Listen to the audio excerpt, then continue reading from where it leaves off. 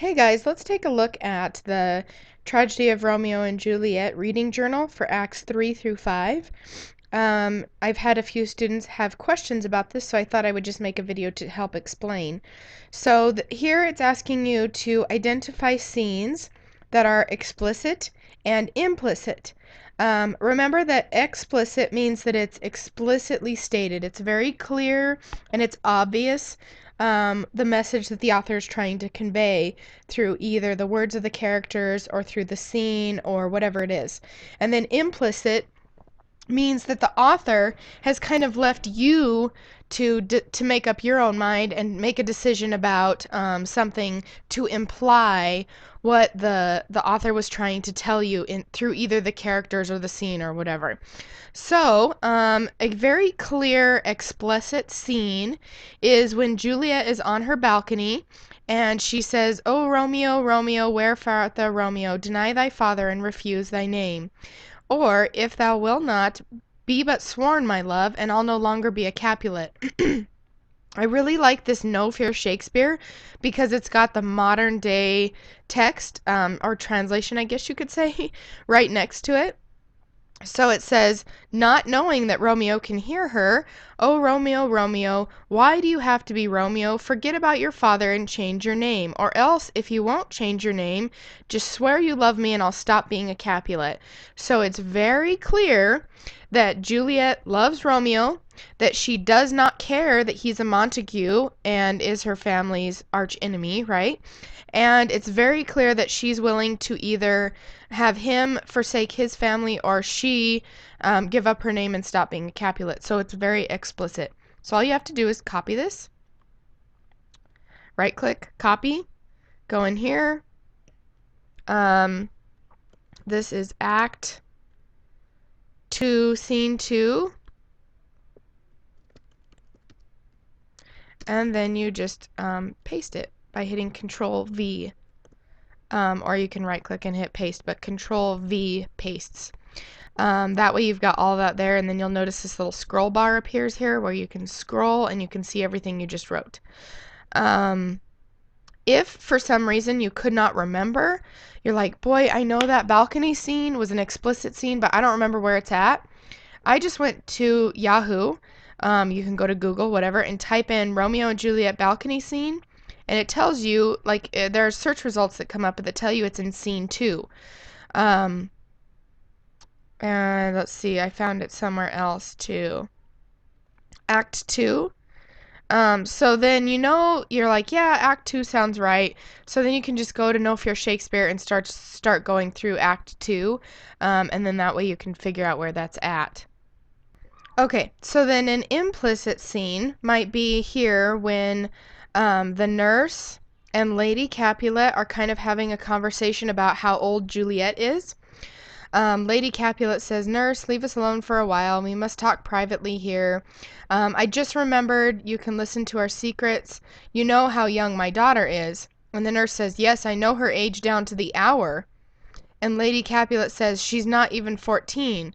And the nurse says, "I'd bet 14 of my teeth, but I'm sorry to say I only have 4 teeth.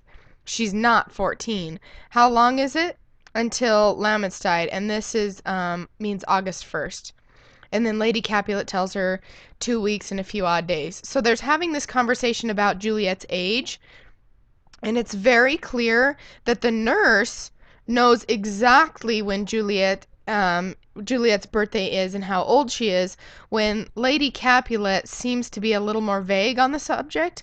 And so we can imply that the nurse has a much closer relationship with Juliet than Lady Capulet does. And so that's implied. No one comes out and directly says Juliet and the nurse are much closer than Lady Capulet and than Juliet and her mother. But it's implied through this text right here. So what we can do is just copy this, right? Actually, let's copy the exact Shakespeare text over here. Copy. And let's see. This is Act 1, Scene 3. So this is implicit.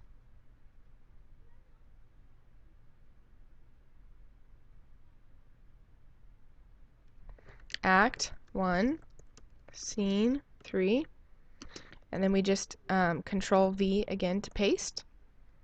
So we see that we put Act 1, Scene 3.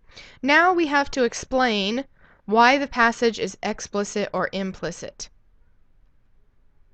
So we just simply put here, it's very clear that Juliet loves Romeo and doesn't care that her family are enemies. It's clear that she would marry him anyways. This one, it can be implied that the nurse knows Juliet better than Juliet's own mother knows her. So we're just explaining that, how it's explicit and how it's implicit. When we scroll down here to texts that support theme, choose 3 passages that develop key themes in the tragedy of Romeo and Juliet and explain how the theme is developed.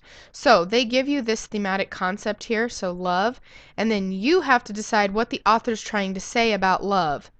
And then time, and then you have to decide what the author's trying to say about time within the text, and destiny.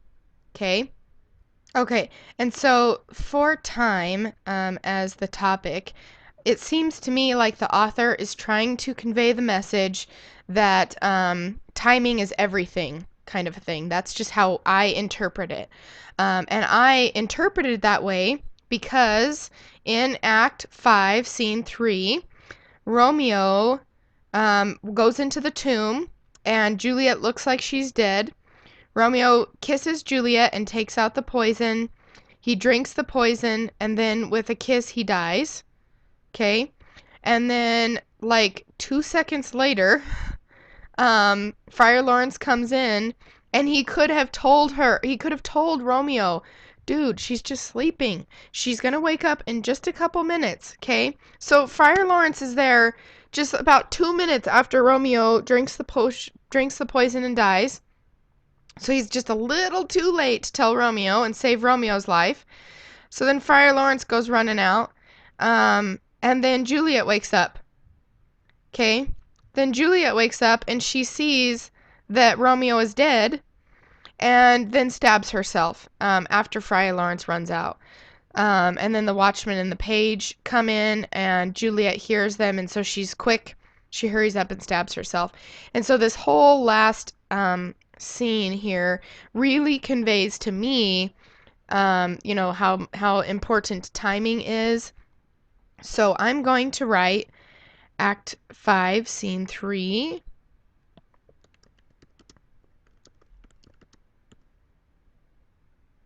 And then I'm going to write this scene conveys the message that timing is everything.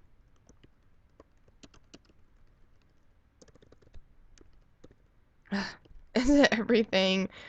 Or something like, the timing is really important, or however you interpret this theme of time. Okay? That's all you have to do. So just do love and destiny. Then, when we look at influences on theme, how do specific elements of the tragedy in Romeo and Juliet influence theme? Choose a passage to illustrate the influence. So this one, how do characters develop theme? How does the plot develop theme? How does this dialogue would mean conversation between 2 characters, develop theme? The language, develop theme, monologue, and soliloquy. So what I'm going to do is I'm going to go to Yahoo and I'm going to say example of monologue in Romeo and Juliet. I'm gonna use my tools here. Okay, and there are lots of things that come up. So I'm just going to read through, find a good example of a monologue, and I'm going to take a look at it and see if it's developing any of the themes. Okay, so here I found this person saying that when Friar Lawrence, as he is gathering herbs, is a monologue. And I think about that and I'm like, yeah, I remember that Friar Lawrence was talking to himself on stage as he was gathering herbs. So now I want to know what act, when Friar Lawrence was gathering herbs,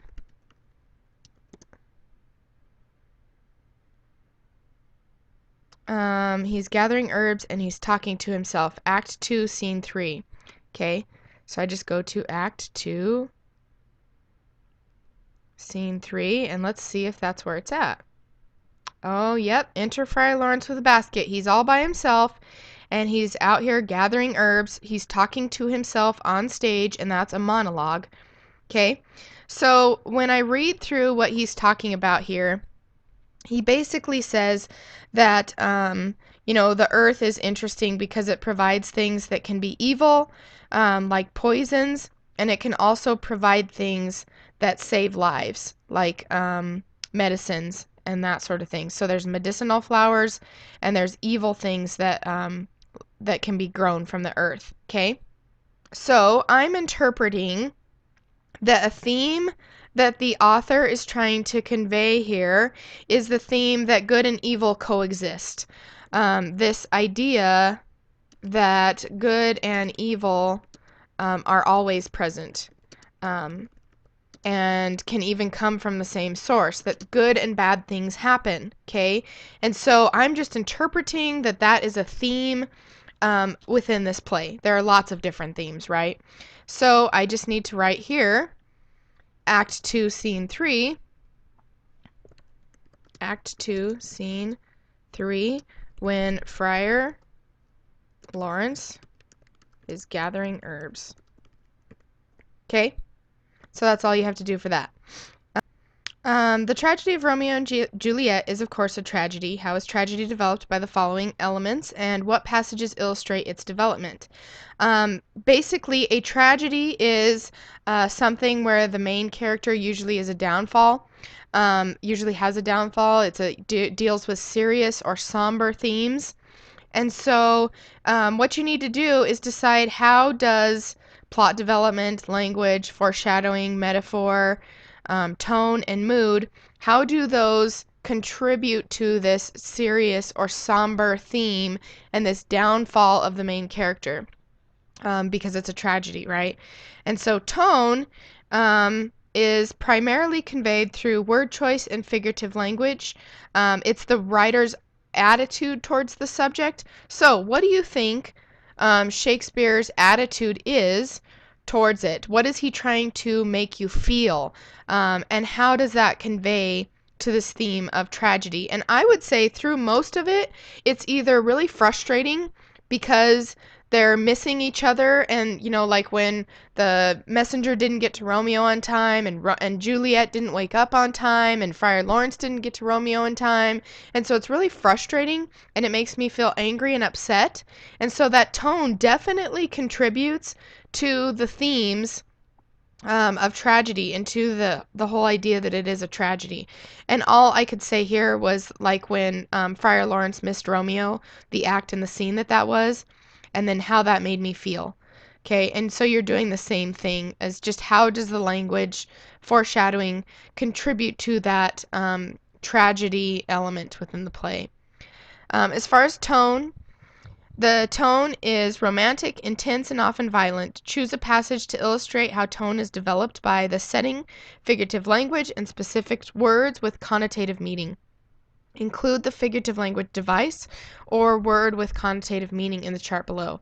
So how does the historical setting contribute to romantic or intense or violent tone? Remember, tone is the way that the author is trying to make you feel. How does the historical setting contribute to how the author is trying to make you feel? Figurative language is anything like simile, metaphor, personification. How does that make you feel? Word choice that makes you feel a certain way. And then this last one is which character can you relate to best and why? So that's easy. It's just your opinion, and how can you relate to that character. That should help. And if you have any questions, please let me know. Bye-bye.